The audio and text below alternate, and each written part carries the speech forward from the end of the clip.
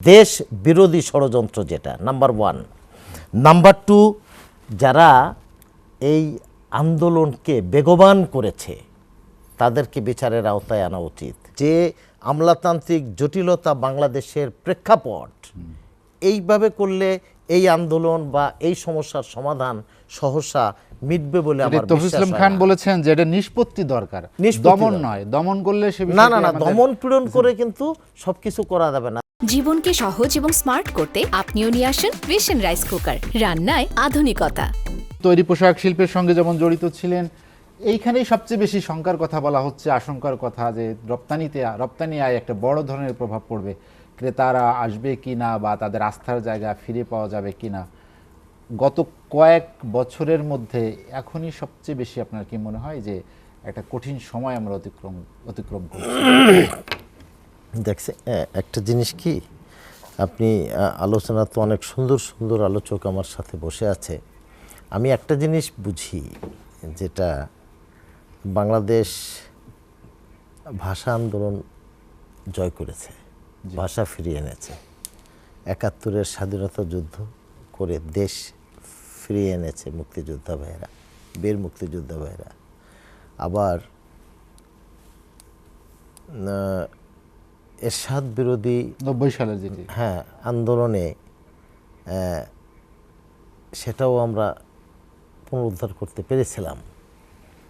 এখন দীপু, আপনি নিজেও একটি ছাত্র সংগঠনের সঙ্গে যুক্ত ছিলেন। আপনার মনে হয় কি যে ছাত্ররা যে আন্দোলনে যখন যেখানে ভূমিকা রেখেছে, দাবি চেয়েছে, সবখানেই কিন্তু তারা বিজয়ী হয়ে ফিরে এসেছে? সঠিক। ছাত্রদের পরাজয়ের ইতিহাস কিন্তু বাংলাদেশে নেই। শোনেন, আমি বিগত ৬০ বছরের ইতিহাস আমি জানি। ৫৮ বছরের ছাত্র আন্দোলনের ইতিহাস আমার জানা। আমি যতটুক জানি, কখনোই যে কথাটা আপনি বলেছেন, কখনো তারা ফেল করে নাই। সঠিক। তার কারণ ছাত্ররা যদি ফেল করে, এদেশের যুব সমাজ যদি ফেল করে, তাহলে দেশ এগিয়ে নিয়ে যাবে কারা? তারই ধারাবাহিকতা কিন্তু এটা।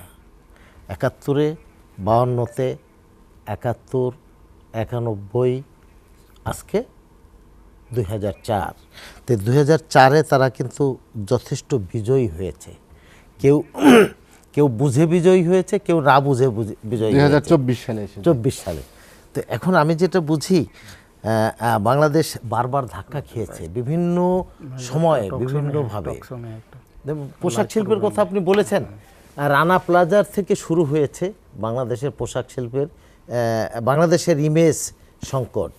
রানা প্লাজা জানেন, একটা বিল্ডিং কলাপস করেছিল।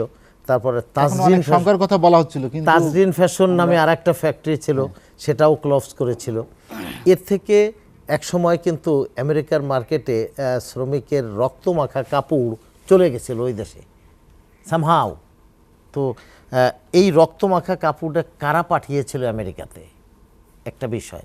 তার মানে বাংলাদেশে বসে বাংলাদেশের সম্পর্কে নেতিবাচক ধারণা দেওয়া যেটা, যারা করেন সমালোচনা, যারা করেন, বাংলাদেশের যারা ক্ষতি চায়, এই ব্যক্তিগুলাই কিন্তু, এই সংগঠনগুলাই কিন্তু এই কাজগুলো করেছে। তখন কিন্তু বিরাট বড়, আমরা ভেবেছিলাম যে এই বুঝি গার্মেন্টসের আন্তর্জাতিক ব্যবসা সব শেষ, কিন্তু না, বাংলাদেশ কিন্তু ঘুরে দাঁড়িয়েছে। বলা যায় পুনর্জন্ম হয়েছে, ফিরে দাঁড়াতে শিখিয়েছে। এমনও হতে পারে এই আন্দোলন, ছাত্র আন্দোলন, বাংলাদেশকে ফিরিয়ে টেকসই জায়গায় নিয়ে যেতে পারে, এমনও তো হতে পারে। আমরা এটা বলছি না, কি হবে জানি না, অনলি গড নোস। সো একটা জিনিস হলো, যে জিনিসটা ভাই বলে গেছে, যে আন্দোলন যারা করেছে, যারা ভিডিও ফুটেজ আছে সব জায়গায়, আমি নিজে দেখেছি সড়ক ভবনের আন্দোলনে যারা কিছু মানে এটা এমন ছেলেপেলে, যারা হিসাবের ছেলে না, ছোট ছেলেপেলে, তারা কিন্তু গাড়িতে আগুন দিয়েছে, গাড়িগুলোর নিচে আগুন দিয়েছে, লুটতরাজ করেছে। তো এই আন্দোলনটা কারা করেছে, কেন করেছে, সেই ফুটেজ, যেমন আন্দোলনের ফুটেজ, আগুন দেওয়ার ফুটেজ আছে, আবার পাশাপাশি কিন্তু গুলি করার ফুটেজও আছে। তা আমরা দুইটাকে সমন্বয় করি না দুটো জায়গায়, কেন আমরা একটা সাইডকে নীরব রাখছি? এই তো ছাত্রদের ভিতরে ফুসে ফেঁপে উঠছে, সে বিষয়টাও আমাদের সরকারের দেখা উচিত। আমি মনে করি বিবেচনায় আনা উচিত যে দুটো বিচারই কিন্তু কাঠগড়ায় দাঁড়াতে হবে, তখন মানুষের আস্থার জায়গাটা আসবে।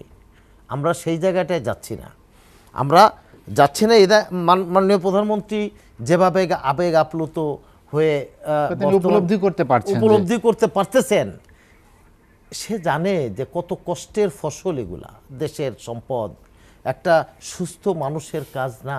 একটা মেট্রো রেলের মিরপুর 10 এবং কাজীপাড়া অনেক জায়গায় গিয়েই কান্না করেছেন, আবেগ আপ্লুত হয়েছেন। হ্যাঁ, যে ধ্বংসযজ্ঞ চালিয়েছে এটা একেবারে একটা সুস্থ মানুষের কাজ, এটা হতে পারে না। তো এই বিষয়গুলো মাননীয় প্রধানমন্ত্রী যখন সরেজমিনে টিভির ফুটেজ দেখেছে ঠিক আছে, কিন্তু বাস্তবে যখন দেখতে গেছে তখন সে বুঝতে পারছে যে তার কলিজার উপরে আঘাত এসেছে। তো এই আঘাতটা দিয়েছে যারা, তাদের সঠিক লোকগুলোকে বের করা উচিত আমাদের। ছাত্রদের এটা বিষয় না, কে ছাত্র না, কে অছাত্র, এটা দেখার বিষয় পরে। প্রতিটি হত্যাকাণ্ডকেই গুরুত্ব দিয়ে দেখা উচিত আমি মনে করি। প্রতিটি হত্যাকাণ্ড, প্রতিটি দুষ্কৃতকারী ঘটনাকে, মানে আন্দোলনকে সঠিকভাবে জায়গায় যদি আমরা তুলে নিয়ে আসতে পারি, তখন এই সমস্যাটার সমাধান হবে। পাশাপাশি এদেশের ব্যবসা বাণিজ্যের যে ক্ষতি হয়েছে অতীতে, আর যাতে সামনে না হয়। আপনি চিন্তা করতে পারবেন না, এই যে আইটি সেক্টর বলছে, ভাই আইটি সেক্টর সহ, শুধু আইটি সেক্টর কেন, আপনি আমাদের সেক্টর, বিজনেস সেক্টরে আন্তর্জাতিক ব্যবসার সাথে যারা জড়িত, তারা কিন্তু লাস্ট 10 ডেজ কমপ্লিটলি ব্লক রেডে ছিল, একদম কমপ্লিটলি। তারা কোনো যোগাযোগ করতে পারে নাই, ভিপিএন দিয়ে চালানোর চেষ্টা করছে, but that is not safe anyway. So এইটা তো ব্যবসা না, এটা তো আগামীতে যত দ্রুত সম্ভব মাননীয় প্রধানমন্ত্রীর কাছে আপনার মাধ্যমে তথা এই মিডিয়ার মাধ্যমে আমরা বলতে চাই, এখানে আমার বিজ্ঞ আলোচকবৃন্দ আছেন, তাদের সবার পক্ষ থেকে আমি বলতে চাই, যত দ্রুত সম্ভব এটাকে সমাধানের পথ খুঁজে বের করতে হবে আমাদের দেশের স্বার্থে, এবং দেশ শান্ত রাখার জন্য ভবিষ্যতে যেন এই ধরনের কোনো কিছু মাথাচাড়া দিয়ে উঠতে না পারে, এই বিষয়গুলোকে মাথায় রাখার জন্য অনুরোধ করছি। শান্তি প্রতিষ্ঠার কথা বলেছেন, কিভাবে সুষ্ঠু সমাধান আসে সে বিষয়ে আমরা কথা শুনলাম। মাননীয় প্রধানমন্ত্রী বঙ্গবন্ধুর কন্যা, তার প্রতি মানুষের আস্থা, আশা, প্রত্যাশাও অনেক বেশি। আপনি দেখেছেন যে সরকার নানামুখী তৎপরতা চলছে, তিনি হাসপাতালে ছুটছেন, আহতদের পাশে দাঁড়িয়েছেন, নিহতদের ক্ষতিপূরণ দেওয়ার আশ্বাস দিয়েছেন, বিচারের আশ্বাস দিয়েছেন। এত কিছুর পরেও কি মনে হয় এতে ক্ষত তৈরি হয়েছে সেটি শুকাবে আমরা, বা সমাধানের রাস্তা তৈরি হবে কিনা? আমি একটা কথা বলতে চাই, দেখেন, বিশ্বের সবচাইতে, আমি কথাটা আরও একবার বলেছি মনে হয় কোনো এক টেলিভিশনে, বিশ্বের সবচাইতে পুরান একটা যন্ত্রের নাম ষড়যন্ত্র, যা কোনো দিন সার্ভিসিং করা লাগে না। এই জিনিসটা যদি সার্ভিসিং করা হয় তাহলে এই সমস্যার সমাধান হবে। তার মানে আমি বুঝাইতে চাইছি একটা জিনিস, আমি নিশ্চয়ই আমার সমালোচক যারা আছেন, হ্যাঁ, এটাকে সার্ভিসিং করতে হবে ষড়যন্ত্রটাকে। এক, দেশ বিরোধী ষড়যন্ত্র যেটা নাম্বার 1। নাম্বার 2, যারা এই আন্দোলনকে বেগবান করেছে তাদেরকে বিচারের আওতায় আনা উচিত ধীরে ধীরে। এই মুহূর্তে করতে হবে এটা সঠিক না আমি মনে করছি। দ্বিতীয়ত, আর যারা আন্দোলন করেছে ফুটেজ ধরে ধরে তাদের বিচার করা সম্ভব। আমরা ঢালাওভাবে না করে, এতে কি হচ্ছে, বিশাল ক্ষতি হচ্ছে। শান্তিপূর্ণ আন্দোলনে তো কোনো অপরাধ নাই, এটা হতে পারে না। আমি 10,000 লোককে অ্যারেস্ট করব কেন? কি অপরাধ? শান্তিপূর্ণ আন্দোলন করার অধিকার। এর ভিতরে কতজন আন্দোলনে ছিল, নিরপরাধ মানুষও এখানে জড়িয়ে যাচ্ছে। আমরা দেশের বুদ্ধিজীবী যারা আছেন, যারা বিভিন্ন এই 48টা টেলিভিশনে যারা কথা বলেন, নিশ্চয়ই তারা মেধাবান। আমি মনে করি যারা এই যে আলোচক বৃন্দ আছেন যথেষ্ট মেধাবান। এরা আলোচনা করে, দেশকে নিয়ে ভাবে, বিজনেসকে নিয়ে ভাবে, দেশের ভবিষ্যৎ নিয়ে ভাবে। তো তাদের এই ভাবনার থেকে আমি যে জিনিসগুলো বুঝলাম, এই আন্দোলন যারা করেছে তাদেরও কাঠগড়ায় দাঁড়া করাইতে হবে, নাম্বার ওয়ান।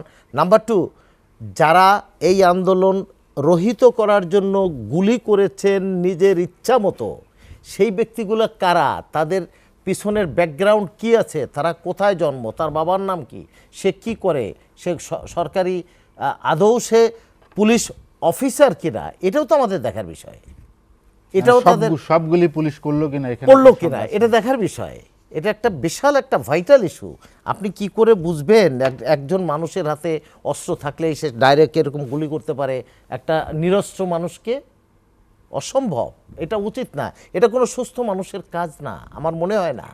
এই বিষয়গুলো আমাদের দেখা উচিত, খতিয়ে দেখা উচিত। কিন্তু যে আমলাতান্ত্রিক জটিলতা বাংলাদেশের প্রেক্ষাপট, এইভাবে করলে এই আন্দোলন বা এই সমস্যার সমাধান সহসা মিটবে বলে আমার তৌফিক বিশ্বাস ইসলাম হয় খান না। বলেছেন যে এটা নিষ্পত্তি দরকার, নিষ্পত্তি দমন দরকার। নয়। দমন করলে সে না বিষয়টি না না, আমাদের- দমন পীড়ন করে কিন্তু সবকিছু করা যাবে না। দেখেন দমন পীড়ন হিটলার করেছিলেন, দমন পীড়ন বহুত আইয়ুব খানও করেছেন, তারা টিকতে পারে নাই।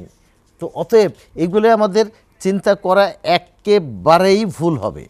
তো আন্দোলনের অন্তরালে যারা আছে, মানে প্রচ্ছদ সংকটের মূলে যেটা আছে, সংকটের মূলে কারা আছে তাদেরকে খুঁজে বের করা উচিত। এটা খুব ইজি ব্যাপার, তারা জানে, সবাই জানে, ওপেন সিক্রেট, কে করতেছে, কত টাকা আসছে, কিভাবে আসছে, এই সব বিষয় মাথায় নিয়েই কিন্তু মানুষটা কিন্তু একেবারে বসে নেই। আজকে তার চোখের পানি দেখেছেন, কত কষ্ট না পেলে তার চোখের পানি হয়েছে। একটা মা যখন তার সন্তান হারিয়েছে, সে জানে সে তা কী হারিয়েছে, কষ্টের ব্যাপার। এটা আমরা চাই না, এই সমাজ, এই বয়সে আমরা এরকম কিছু দেখব এইটা আমরা ভাবি নেই, আশা করি নেই। বিগত 54-55 বছর বয়সে দেশের বয়স এরকম একটা ঘটনা ইতিহাসে মানে নীরব সাক্ষী হয়ে থাকবে এইবারের ঘটনাগুলা। সেটা কাম্য নয় আমাদের জন্য, আমাদের দেশের জন্য এটা কাম্য নয়। একটা উদীয়মান দেশ যেটা আগামীতে আরও ভালো একটা অবস্থানে যাবে বাংলাদেশ, সেই অবস্থানকে আমার মনে হয় দূরে ঠেলে দেওয়ার জন্য এই জিনিসটা করা হয়েছে। আমরা এর আশু সমাধান চাই। মানে দেশটি আসলে সবার, দেশ নিয়ে চিন্তা করা উচিত, দেশের স্বার্থে অনেক কিছুই ত্যাগ স্বীকার করতে হয়। স্বীকার করতে হবে। এটা আমাদের শুধু একগুয়েমি করলে আমাদের মনে হয় সমস্যার সমাধান সহসা হবে না।